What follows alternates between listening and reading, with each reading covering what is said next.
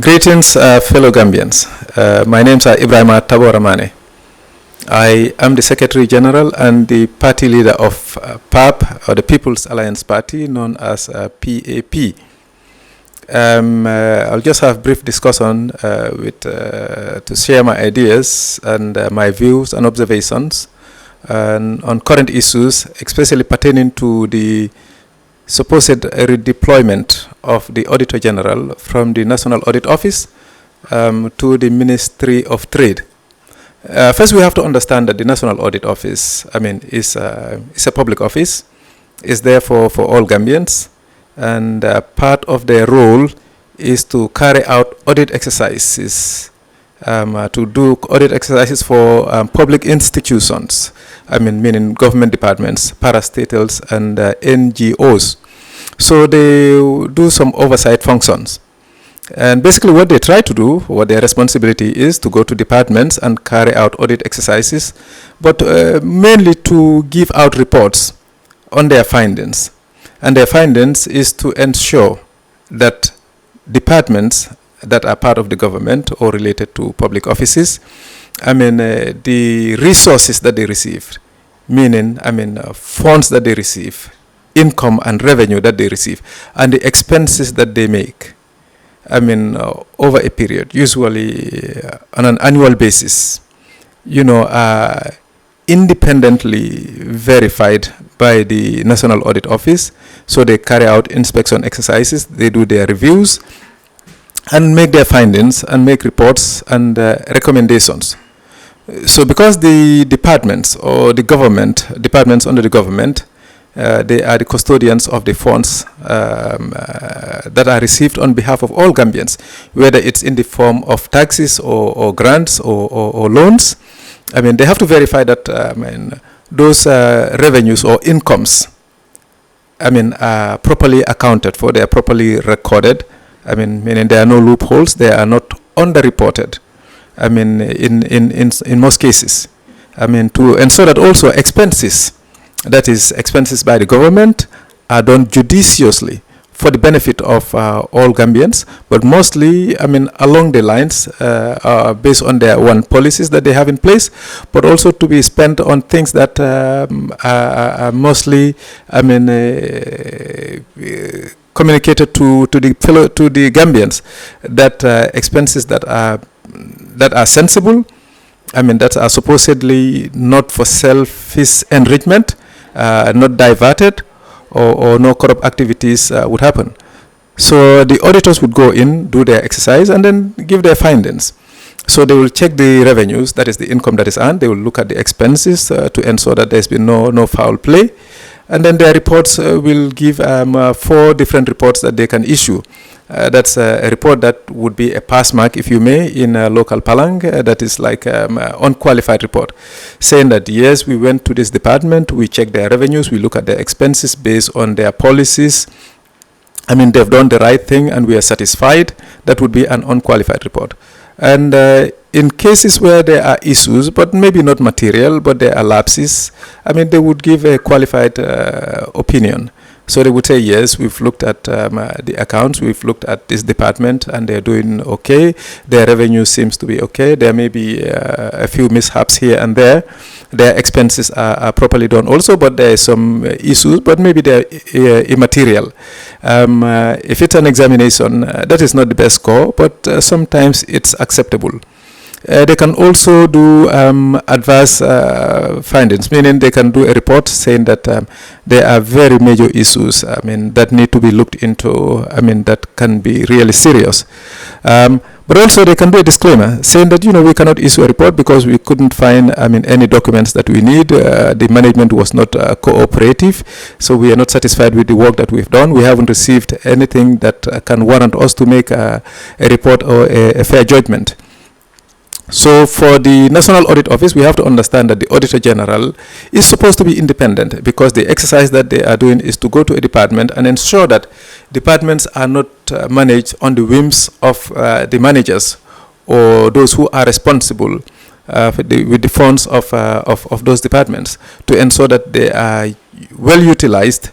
Departments perform, or they are managed efficiently and effectively and economically for the benefit of the entire country. So there's a lot of things at stake here. Because supposedly, if a department is supposed to receive $100 million in revenue, I mean, this can be underreported by various means. I mean, instead of reporting 100 million, you can report 80 million. So that would cause a lot of shortfall to that department and the country by extension. So likewise, expenses. People can inflate expenses. They can make expenses, I mean, that are not within their budget lines, or that are mostly for self-enrichment. So these are things that we expect the auditors to go and at least look into and give reports and recommendations and give their opinions. But the Auditor General is usually appointed for a period of 9 years based on the National Audit Act 2015, I think Section 16.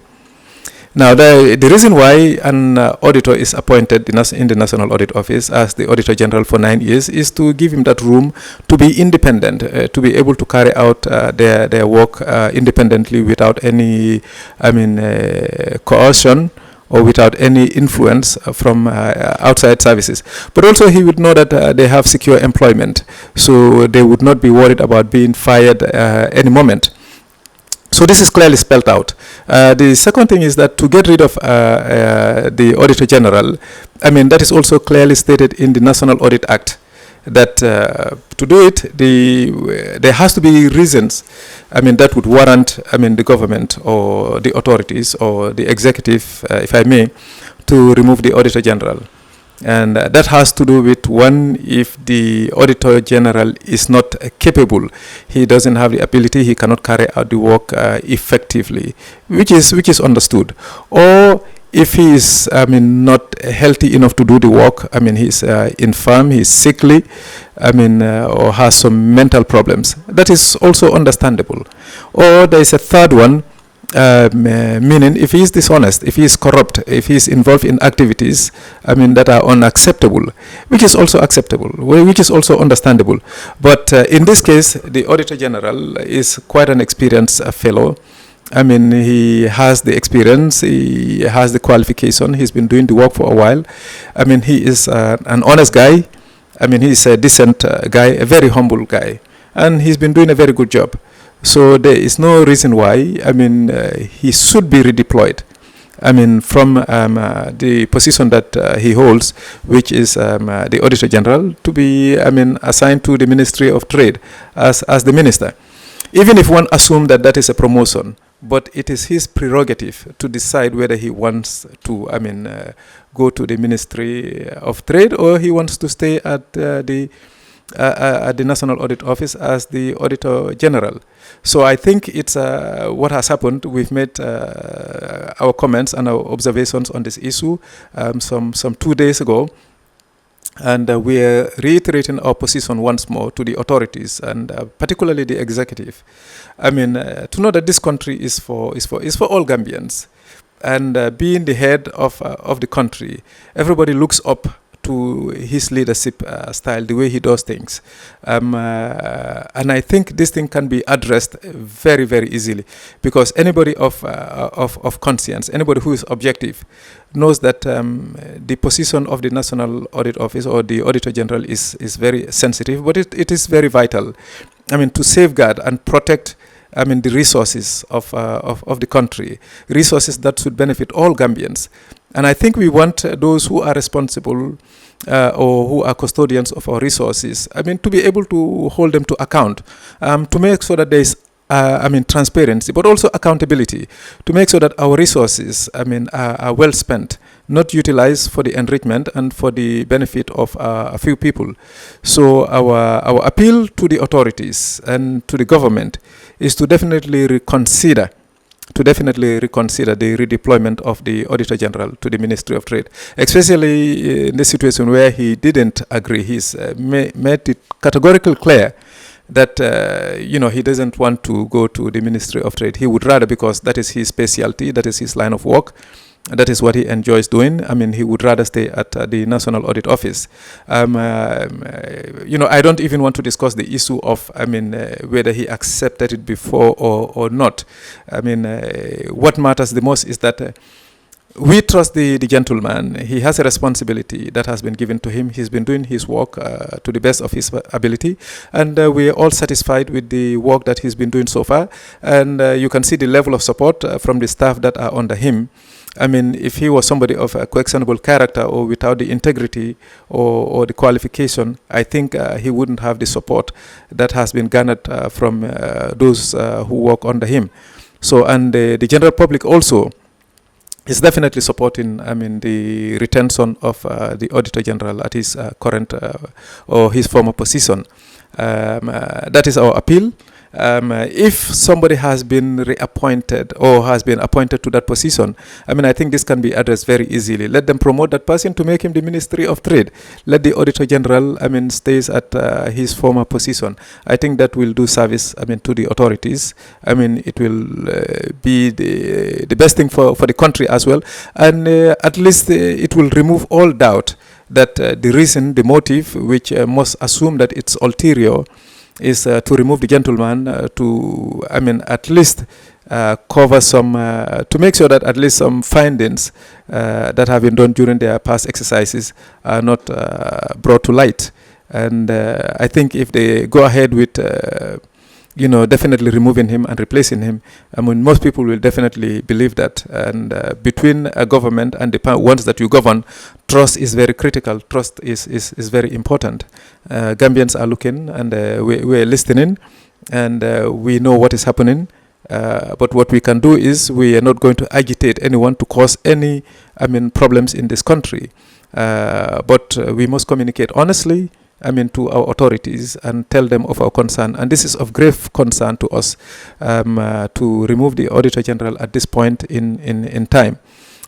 So it's up to the authorities to do what is right, what is expected from the general public, to ensure that this legal issue is this is not because this doesn't become a litigious issue between the Auditor General and the government, because that's where it's leading to. It's unfortunate. It can be stopped. I think the head of state will do the right thing and reverse this whole issue, and maybe appoint the other person or another gentleman to the Ministry of Trade, and this whole issue can be solved amicably to the benefit of all. That is our appeal to the government, and I hope they would do what is right. I thank you so very much.